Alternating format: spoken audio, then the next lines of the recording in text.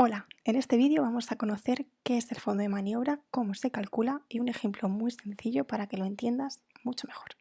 Comenzamos con el vídeo.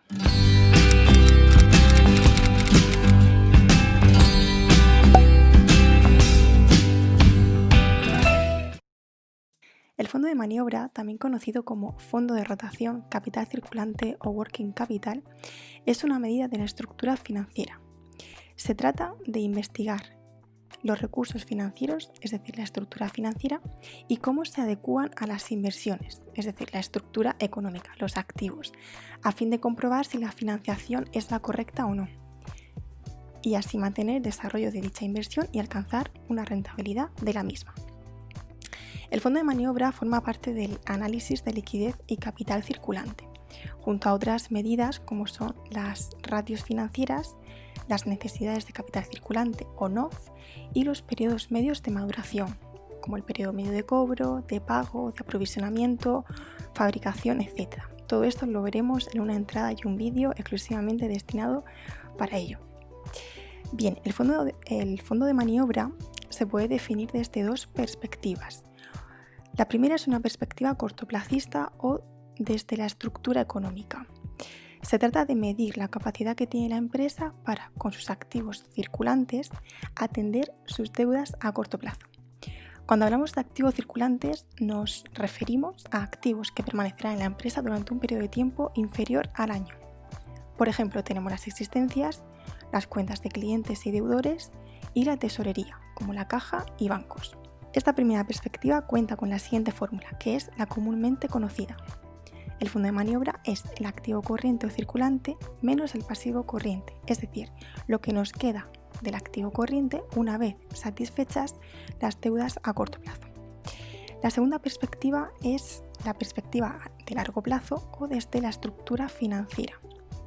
Aquí definimos la parte del activo corriente que es financiada con recursos permanentes, patrimonio neto y deudas a largo plazo. En este caso, la fórmula que vamos a utilizar será patrimonio neto más pasivo no corriente, es decir, los recursos permanentes, menos el activo no corriente. El fondo de maniobra puede ser mayor que 0, 0 o menor a 0. Cuando el fondo de maniobra es positivo, mayor que 0, el activo corriente es suficiente para financiar las deudas que vencen en el corto plazo, es decir, menos del año. Si el fondo de maniobra es 0, los recursos permanentes financian en exclusiva el activo no corriente, así como el pasivo corriente financia tan solo el activo corriente. En este escenario hay un equilibrio de plazos de coberturas y vencimientos perfecto. Si el fondo de maniobra es negativo, el pasivo corriente financia también una parte del activo no corriente o activo fijo. Como veremos más adelante, esta situación es peligrosa porque el inmovilizado no generará la liquidez suficiente antes del año para atender las deudas que vencen antes del año, en el corto plazo, incurriendo así en un grave problema de liquidez. El fondo de maniobra, al igual que las necesidades operativas de fondos, toma los datos a partir del balance de situación. Recordad que el balance es una fotografía estática en un momento determinado del patrimonio que tiene una empresa. Por ello constituye un análisis de liquidez estático, ya que asumen la posibilidad de devolver todas las deudas del corto plazo si liquidamos parcial o totalmente los activos corrientes. Con el análisis estático nos preguntamos ¿en qué situación está una empresa? Esto es una limitación para estas magnitudes absolutas, fondo de maniobra y NOF, que podemos compensar mediante un análisis dinámico, es decir, estudiar el equilibrio entre los flujos de cobros y flujos de pagos. Dicho esto, veamos rápidamente de manera global, ya que a continuación lo vamos a profundizar un poco más, los 4 posibles escenarios en que se encuentra una empresa de acuerdo a su estructura económica y estructura financiera. La primera situación es una posición deseable. En este primer caso, tanto la estructura económica y financiera de la empresa son buenas y por tanto dispone de la liquidez suficiente para atender todos los pagos a su vencimiento. Aquí, si incrementamos el riesgo mediante el endeudamiento, podremos aumentar la rentabilidad financiera, es decir, la de los accionistas, propietarios, a través del fenómeno llamado apalancamiento. El apalancamiento lo analizaremos en otra entrada y vídeo dedicado a ello. El segundo caso es una posición de suspensión de pagos salvable. Aquí tenemos una estructura económica buena, pero la estructura financiera está un tanto dañada.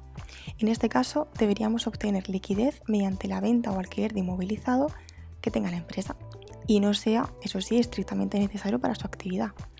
O bien también podemos renegociar los periodos medios de cobros y pagos con clientes y proveedores. La siguiente situación es la posición de quiebra indeseable. Es la peor situación de todas, ya que en este caso la estructura financiera de la empresa es compleja y la estructura económica no es lo suficientemente buena para cubrir todas las deudas.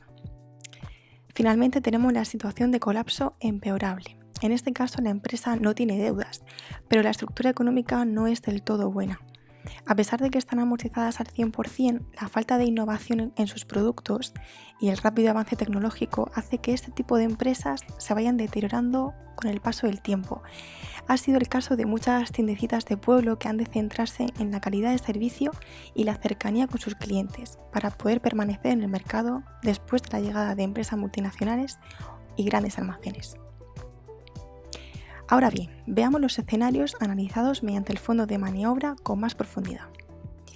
El primer escenario en el que nos encontramos es el de máxima estabilidad financiera. Aquí el fondo de maniobra es positivo porque el pasivo corriente es cero. Dicha situación la encontramos cuando la empresa no dispone de deudas. Parece la situación ideal, pero no podemos decir esto estudiando tan solo el fondo de maniobra. Deberíamos hacer un análisis más detallado de la solvencia y la rentabilidad económica. ¿Y por qué?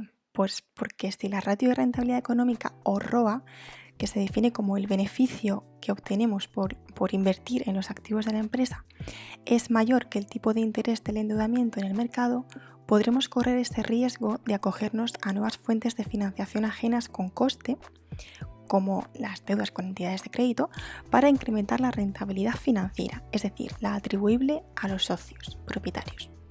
A esto se le llama apalancamiento. De esta forma podemos concluir que tener deudas no siempre es malo. Debemos jugar con ellas, jugar con su estructura para comprobar si es posible o no acogernos a esa deuda y obtener rentabilidades en nuestra empresa. La siguiente situación es la situación financiera normal. En este caso el fondo de maniobra también es positivo. Aquí sí que nos encontramos ante el principal objetivo de la empresa.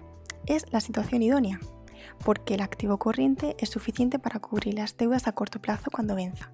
Además, los recursos permanentes y las deudas a largo plazo financian el activo no corriente y parte del activo corriente. En la siguiente situación nos encontramos que el fondo de maniobra es cero.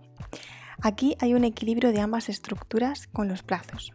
Los recursos permanentes financian todo el activo no corriente o activo fijo y las deudas a corto plazo pues financian el activo circulante, el activo corriente.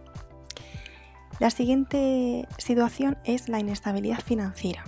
Aquí el fondo de maniobra ya es negativo porque la empresa no tiene la suficiente capacidad y liquidez en el corto plazo para hacer frente a sus deudas que vencen antes del año. Si esto permanece a lo largo del tiempo, puede conllevar a una situación de suspensión de pagos o quiebra. Por tanto, hay que detectarlo con suficiente antelación para tomar las medidas y decisiones oportunas. Finalmente nos encontramos ante el peor escenario de todos, que es la situación de máxima inestabilidad financiera o quiebra. Esta situación es la más preocupante, ¿vale? Ya que el patrimonio neto ha adquirido saldo deudor, es decir, un saldo deudor es el que corresponde a las partidas de la estructura económica, del activo, pero no a las partidas de la estructura financiera. Y esto se debe a las continuas pérdidas mostradas en el resultado del ejercicio durante un largo periodo de tiempo. En este caso no hay una solución posible, ya que toda la inversión realizada en la empresa no es suficiente para cubrir el total de deudas contraídas. Una vez que hemos visto todo lo que engloba el fondo de maniobra, veamos un caso práctico. En este primer ejemplo vemos un balance de situación de una empresa, ¿vale?, compuesto por su estructura económica, es decir, el inmovilizado, activos fijos y el activo corriente, así como su estructura financiera, compuesta por recursos propios y recursos ajenos. Vamos a responder a las siguientes dos preguntas. ¿Cuál es su fondo de maniobra en unidades monetarias? ¿Y en qué situación de las 4 anteriormente descritas nos vamos a encontrar? Bien, el paso 1 es representar el fondo de maniobra mediante un gráfico, mediante un dibujito, ¿vale? De esta forma vamos a tener una visión mucho más sencilla de lo que nos vamos a encontrar más adelante. El segundo paso es aplicar las fórmulas del fondo de maniobra que hemos aprendido anteriormente, tanto la perspectiva de corto plazo, que es la fórmula más conocida por todos, el activo corriente menos el pasivo corriente, y la fórmula de la perspectiva a largo plazo o de la estructura financiera, ¿vale? Que engloba los recursos permanentes y los activos fijos, patrimonio neto más pasivo no corriente menos el activo no corriente. Pues bien, si aplicamos los datos del balance a las fórmulas, obtenemos un fondo de maniobra de 1.000 euros. Este fondo de maniobra es positivo. Nos encontramos en una situación de liquidez en principio buena.